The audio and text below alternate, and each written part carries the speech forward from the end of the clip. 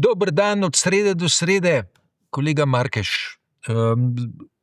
Ko sva se spravljala na najino lokacijo, sva predtem pogledala glasovanje v Državnem zboru, in sicer je bilo glasovanje o tem, ali je referendum o zakonu o interventnih ukrepih za razvoj Slovenije v oklepaju omnibus dopusten.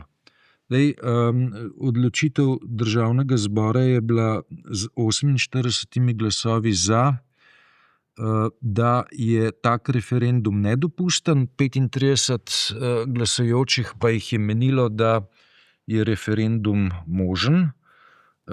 Razlog, zakaj naj referendum ne bi bil mogoč, je v tem, da ima zakon, ki je bil sprejet na začetku tega mandata, tudi nekaj členov, ki se tičejo proračunskih in davčnih reči.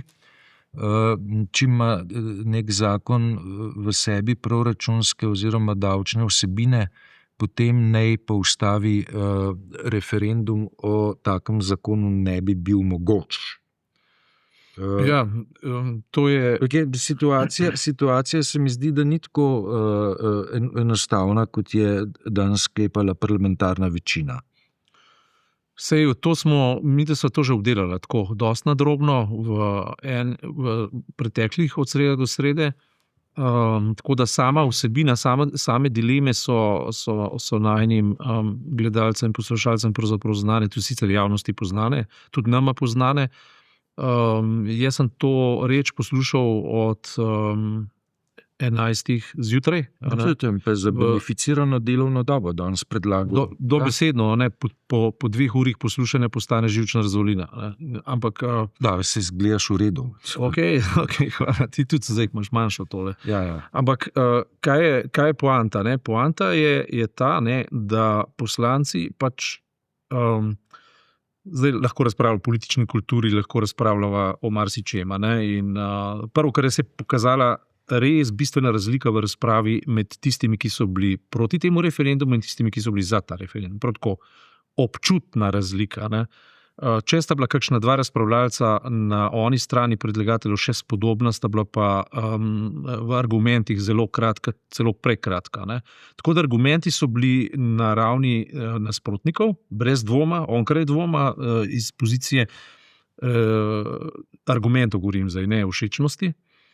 Ampak nekateri so se pa dotaknili bistvenega, to je tisto, kar je v tej zadevi res bistveno, se pravi metode. Metoda je tukaj bila, kako, to so včasih rekli v Jugi, nadmudriti, kako zapakirati omnibus zakon, zato, da bi lahko speljali noter trojanske konje, to so že povedali.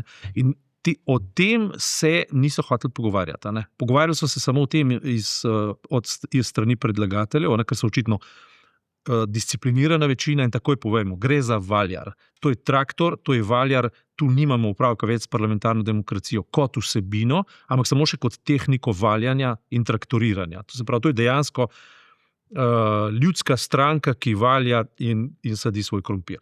To ni argumenta. In ključen argument, da ni argumenta, je pa v tem, da gre za izredne postopke, za izredno sejo, da v zakon niso vgradili nikakršnega socialnega dialoga, niso upoštevali nikakršnih ekspertnih mnenj, niso poslušali ljudstva, in ko ljudstvo hoče o tem nekaj povedati, poskušajo preprečiti možnost, da bi o tem nekaj povedal.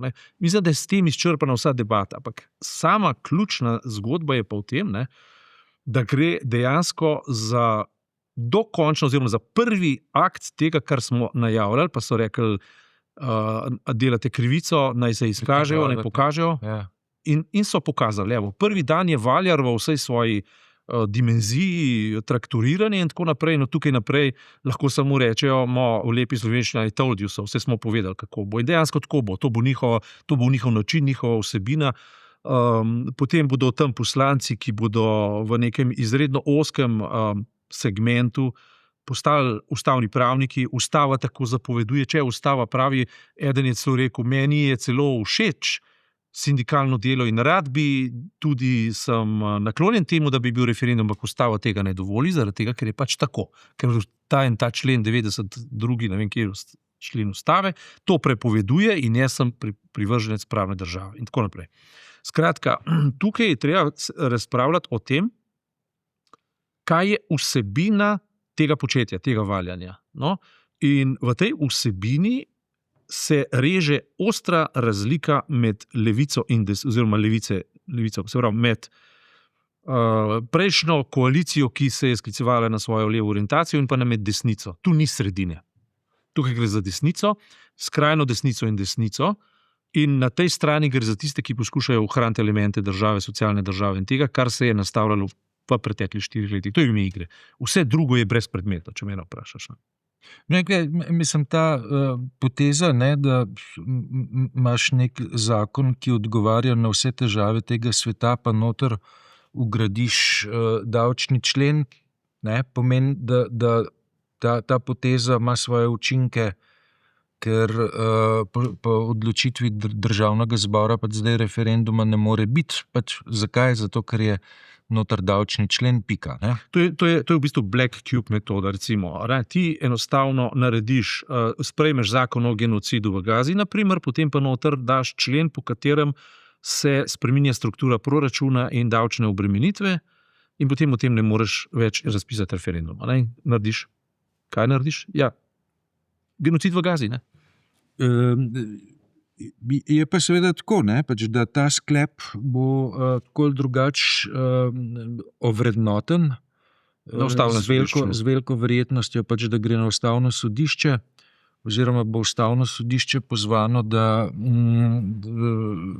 verjetno relativno hiter sprejme vsaj začasno odločitev pred končno odločitvijo. In tu bo spet pri istem problemu, ki ga bo naslavljala šele takrat, ko bo to možno, ko bo odločitev padla, zato ne bi prejudicirala, ampak bo šlo natanko za isto. Ali gre za razpravo o ustavnih vrednotah in širši vsebini, ali gre za alibično govorico o tehnikalijah. In to me pa res zanima, kako bo ustavno sodišče to obrazložilo. To me pa res zanima. Zdaj, tukaj po moji laični presoji, ne, je poti do odločitve več. Ne? Pravi, ena od poti je vprašanje, ali je zakon, ki ima ambicijo, ne, da se loteva najrazličnejših tematik, sploh skladen z ustavnim načelom o vladavini prava. Upajmo, da bojo debate potekale na ta način. Ker ne gre samo za to, veš, a je dopustno glasovanje o zakonu, ki ima davčne člene, ampak... Ključno politično vprašanje tukaj je, ali vladajoči hočejo med ljudi poriniti rešitve, ki bodo za njih dobre in koristili, ali hočejo poriniti trojanskega konja, ki bo razmontiral njihovo, bom rekel, relativno blaginjo. In moja trditev preprosto je, da gre za trojanskega konja in da ta omnibus že po samem načinu, kako je bil podan, dokazuje to. In tu bo treba pač se pogovarjati o razpravi in o tem, kaj desnica v resnici hoče. In ali je to res tista sila, ki je Sloveniji leta 1991 poskušala pripeljati blaginjo, ali je to zdaj tista sila, ki uvaža z močnimi zakasnitvami in zastranitvami grobi neoliberalizem in poskuša razmontirati javni prostor, in jaz trdim, da oni to počno, ves čas. Tako kot sem trdil, da bosta Logar in Stevanović, oziroma za Logarja zanesljivo pristal v objemu Janše, ker je bila taka taktika, strategija in namen od prvega dne, od leta že 2023 naprej. In tukaj platforma sodelovanja. Tako je, in Black Cube sodelovanja. In zato govorijo zdaj ogromno o korupciji. O korupciji zdaj govorijo zaradi tega, ker je to taktika Black Cube, da se govori o korupciji. Ker ko nekdo, ki je koruptiven, govori o korupciji, zasede prostor, da nekdo drug ne more govoriti o korupciji. No, ta račun se pač ne bo išel. Kolikor jaz poznam slovenski narod, kolikor jaz poznam odpornost slovenskega telesa, lahko rečem dvoje. Prvo, kar je, ko jim gre dobro, so konformni, kar je popolnoma negativno in slabo, ampak takrat, ko jim pa eden na žulj stop, takrat se pa znajo postaviti. In jaz mislim, da Slovenci se bodo zdaj postavili. Dobar, se pravi, obstaja še vedno določena možnost, da se bo ta referendum razpisal po tvoji oceni.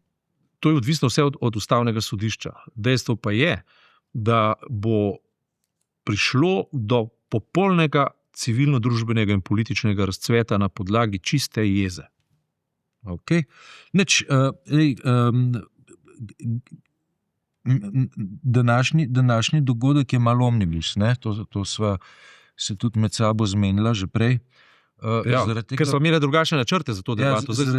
Tole glasovanje je zdaj prehitelo. Najn sredin dogodek je danes omnibus in se midva malo selva še po svetu. Iran, mir je pred durmi ali ne? Mir je, po moje, pred durmi, zato ker Združene države Amerike nimajo druge izbire več. Ne. Iran to zelo plodno unovčuje in zelo modro, zelo za nekim zamikom, tako rekoč taktično sijajno. Ne. Vse poti vodijo v Rim. Papež je dal iz rok svojo prvo encikliko. Vzel si čas, pa si šel to preštudirati. Vtis sem imel, da te je Leon XIV navdušil. Ti si me včeraj opozoril na ta vidik, jaz sem to vzel za res in sem cel popoldne bral, pa še danes zjutraj, tako da sem predihal kompletno celo knjižico, oziroma jaz sem to na netu prebral. Govori o grožnjah, nevarnostih, problemih, ki jih svetu in človeštvu prenaša umetna inteligenca. V bistvu je to samo en vidik, CNN je na ta način zagrabil. Da je enostavno rekel, da je treba, mislim, to je bil tak slogan, umetno inteligenco je treba razorožiti. Naslednji slogan, ki je bil še bolj močan, pa so ga na CNN-u spregledali, to besedo je treba razorožiti. Tudi beseda ne sme biti orožje in sovraštvo in tako naprej, skupaj z AI, ampak to ni bistvo enciklike. Bistvo enciklike je veličastno človeštvo. To je enciklika, ki je nastala ob 135. obletnici Rerum Novarum, ki jo je napisal, mislim, da 1891 Leon XIII, se pravi njegov predhodnik, on je pa Leon XIV zdaj. Ne. O tem sva tudi že govorila. Rerum Novarum je eno vplivnejših enciklik. Eno vplivnejših, vendar zadnje pol tisočletja. Eno vplivnejših je pač zato, ker je morala reagirati na marksizem. In Marks je takrat teoretsko spostuliral izredno pomembne stvari in na koncu se je papež čutil poklicanega, da se na to odzove in to pa po katoliči, namreč delavski razred. Ne. Ampak čeprav danes interpretira, da se je takrat papež postavljal proti komunizmu in kapitalizmu, to ni čist res. Papež je takrat nastavil stvari tako, da jih je bilo možno pripeljati v neoliberalizem. Ne? Bil je pa proti liberalizmu totalno, ampak v posledice kapitalizma so pa lahko vodile. Ne? Bil je samo brezkompromisen glede te. Mislim, on je bil tudi recimo, takrat tako selektiven, takrat je že zaznaval, jaz ne vem kaj, na podlagi marksizma, kar je kasneje pripeljal tudi v 1917 v oktobrsko revolucijo. Ne? In očitno je to zaznal, jaz ne vem drugega, liberalcev se je bal kot hudič križa, ne? In bil je najmanj en korak za časom. Medtem ko ta enciklika ob 135. obletnici je pa korak pred časom. Taka enciklika je preprosto odlična, genialna. Ta enciklika je napisana v smislu v modernem jeziku, v ameriškem modernem jeziku, govori seveda tudi o umetni inteligenci, ampak naslavlja pa, zakaj se zdaj nad tem navdušujem, tudi v luči tega zakona proti referendumu. Ker on govori ravno nasprotno. On govori o tem, kako je treba voljo ljudstva upoštevati. On govori o tem, kako je treba sodelovati s civilno družbo. On govori o tem, kako mora biti delo temeljna vrednota in kako morajo ljudje participirati pri tem. On govori o socialni državi. On govori o pravici do dostojanstva, o pravici beguncev, o pravici delovnih ljudi. On govori o medijih. Omnibus. Pa ne, to ni omnibus enciklika. On ima encikliko, ki govori o današnji stvarnosti. Je zelo koherentna in čist nič ni raztrešena. Nič ne pakira notrno. Prav opazi se, da ne pakira nobenih stvari noter, po katerem bi on svojo dominacijo zagotovil. Nasprotno. On celo govori, da on kot vodja pač nekega religioznega sistema ne trdi, da je edini pravilni in zveličavan, hoče sodelovati z vsemi, ki delajo za mir. Potem podpira multilateralizem, podpira Združene narode, podpira to tezo, da je vse skupaj prišlo v krizo in da je treba na ideji Združenih narodov zgraditi in utrditi ta isti ali pa na novo postavljen sistem, ki bo upošteval vse te vrednote, ki so proti vojni, ki so narejeni na dobronamernosti in ki delajo za mir. Pri tem vključuje druge religije, pri tem vključuje države, pri tem vključuje civilno družbo, pri tem vključuje Združene narode, multilateralizem, pravno državo in civilno družbo. To on eksplicitno pove, po domače povedano. On govori vse to, kar bi zdajle jaz poslancem desnice, zlasti Nove Slovenije in pa Janševe stranke dal na mizo in rekel, zdaj pa to preberite, preden naslednjič odprete usta. Vse, kar sem danes poslušal v razpravi o protireferendumu in o omnibusu, je v popolnem nasprotju s tem, kar lahko preberemo v encikliki Veličastno človeštvo. Ne? Tako je naslov. To ni umetna inteligenca človeštva, ne, veličastno človeštvo. Se pravi, noter je prodan humanizem in jaz sem tako, ko sem to bral, me je kar tako potegnilo in sem rekel, to je pa nekaj, kar bo pa v Sloveniji totalen paradoks, ne? Ker je slovenska veja katoliške cerkve je delala za neoliberalizem. On neoliberalizem dobesedno razglaša za zmotnega, za nekaj, kar dela proti ljudem. Ne?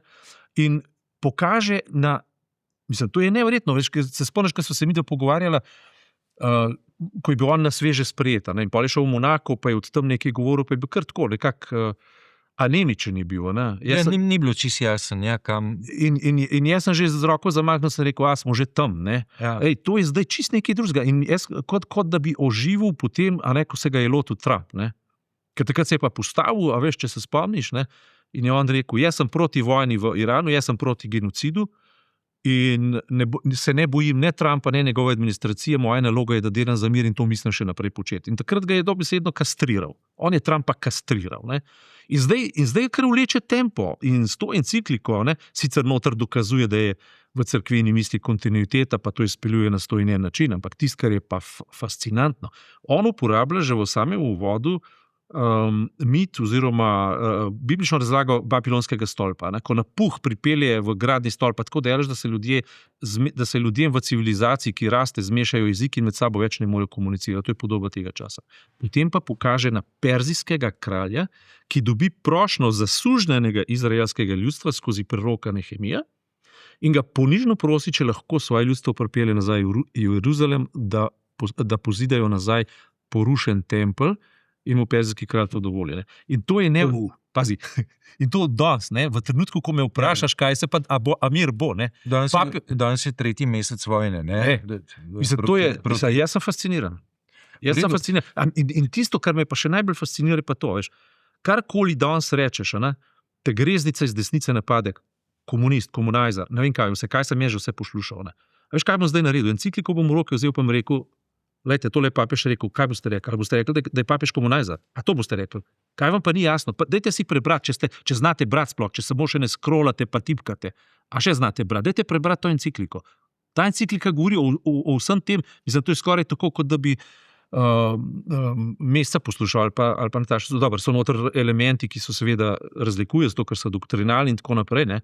To vsakdo, ki je kdaj hodil k verouku, zna spregledati, ne, če tako rečemo, ne. Ampak vse bistvene družbene, on noter Hannah Arendt citira, on noter Petra Frankla citira, on citira Martina Luthera Kinga in tako naprej, pazi, to ameriško govorico, on citira Nelsona Mandelo citira. Tam še jaz tudi brat. Ja, absolutno, jaz to toplo priporočam. Vse poti vodijo v Rim, jemljem nazaj, vse poti vodijo v Peking. Ja, s tem bo morala končati, ne, mislim, morala. Se spodob, ne? Se pravi, po Trumpu je šel v Peking še Putin. Putina ne bova hvalila, ampak Xi Jinpinga pa lahko. Ne? In če imamo na en stran Rima, ne? Je to zdaj tako, ker da je svet razdeljen na vzhodno pa zahodno cesarstvo, tako je nekoč že bilo. Ne? Ampak zdaj imaš iz Rima eno mirotvorno govorico na eni strani in v Pekingu imaš mirotvorno govorico na drugi strani. In to je do svetovnega miru je, da gre Leon 14. v Peking ali obratno? Če bodo, tam v tej encikliki in tudi v izjavah Xi Jinpinga je bilo prebrati pri obeh na enak način, da je treba doseči novo svetovno ureditev, ki bo zagotovila mir. Jaz sem to slišal in pri enem in pri drugem. To je možen skupen imenovalec. In skupen imenovalec govorice te enciklike je natanko to. To, kar je nekoč rekel Ulrich Beck, religije se morajo poenotiti v bitki za mir in ekologijo, kar je mimogrede tudi vsebovano v tem tekstu. Ne. In, a veš, če bi jaz zdaj Žižek rekel F pa J, Trumpa, F pa J, razumeš, ZDA. Zdaj se moramo na svetu zaščititi planet, zdaj moramo zagotoviti mir, okvir, te razsvetljenske vrednote in tako naprej. To bo zdaj ena zelo zanimiva in zelo produktivna debata, zlasti v slovenski notranji politiki, ki bo naenkrat slovensko desnico spravila v veliko zadrego. Ali boste delali za mir, ali boste nehali vreščati, ali boste delali za ljudi na podlagi idej, kakršne so v obtoku, kot so civilna družba, še več. V tej encikliki piše, da je treba uspodbujati in omogočati in, kakor češ, več vložiti v šolstvo. Ne? Berite knjige. Umetna inteligenca je dobra stvar, ampak abstraktno razmišljanje. Te stvari noter pišejo. Debel gledaš. Ne? In zdaj je treba slovensko desnico vprašati, ne? Ali boste vi zdaj zvesti tradiciji, na katero se sklicujete in poslušali vrhovnega poglavarja, ali ste v fašizem. Itak gre v fašizem. Ampak naenkrat bojo stvari postale popolnoma transparentne. Kakšna je razlika med dobronamernostjo nekega procesa, ki se mu reče vzpostavljanje človeštva, veličastno človeštvo celo, ali na drugi strani ponovitev 20 let in fašizacija, kar natanko to počne Black Cube in vrhovni poveljnik Black Cube v Sloveniji. Kolega Markeš, hvala za tokrat. Naprej v Čez sredo. teden dni na tem mestu greva naprej. Tako je.